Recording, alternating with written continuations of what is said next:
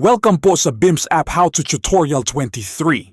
Sa video na ito, pag-aaralan natin ang Workdays Definition section under the Payroll Management module ng BIMS App. Ang Workdays Definition ay ginagamit para i-define ang number of working days per month.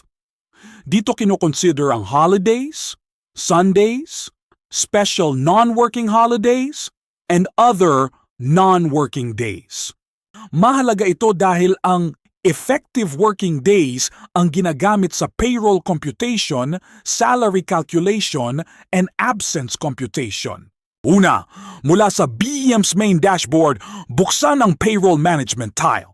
Pagbukas ng Payroll Management page, makikita natin ang iba't ibang sections tulad ng Daily Time Record, Work Hours Definition, Payroll, Deductions, Loan Payments, Loan, Personnel, and Workdays Definition. For this tutorial, i-click natin ang Workdays Definition. Ang regular non-working holidays ay bilang ng regular holidays sa buwan na iyon. Ang number of days in month ay total calendar days ng buwan tulad ng 31 days for January, 28 or 29 days for February, and 30 days for some months.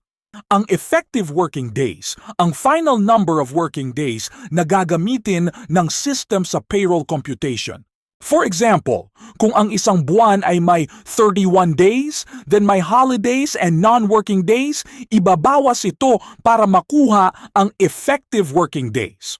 This value is very important dahil ito ang basis ng salary computation and absence computation.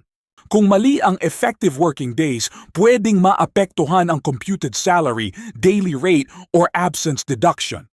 Kung gusto gumawa ng bagong workdays record, i-click ang Add Workdays button.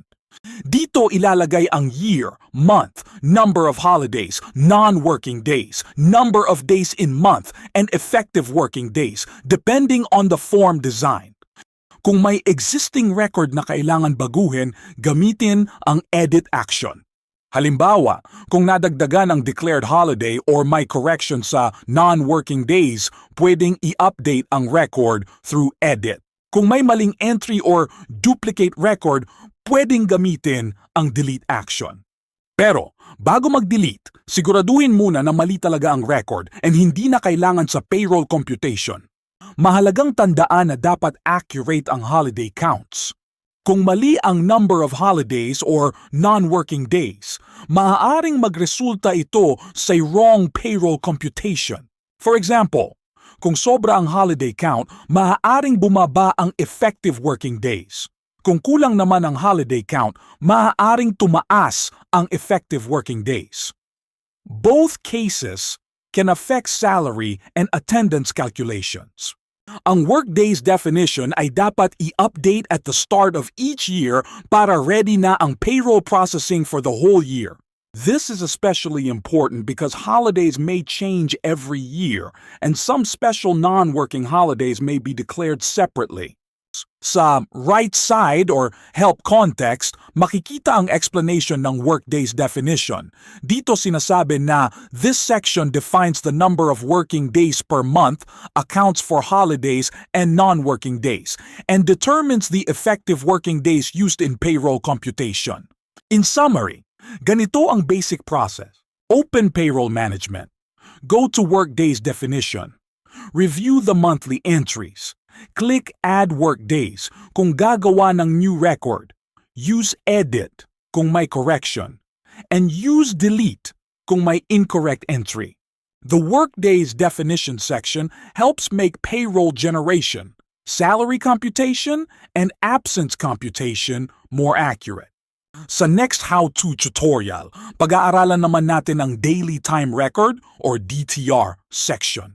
For now, ito muna ang tutorial on how to define workdays for payroll in the BIMS app.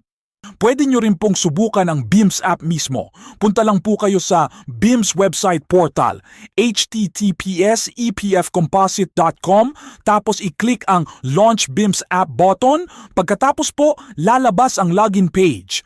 Para makapag-login pansamantala, gamitin lang po ang login credentials na nakasulat sa itaas ng login page. Ang BIMS app po ay online daily from 8 a.m. to 8 p.m. for evaluation.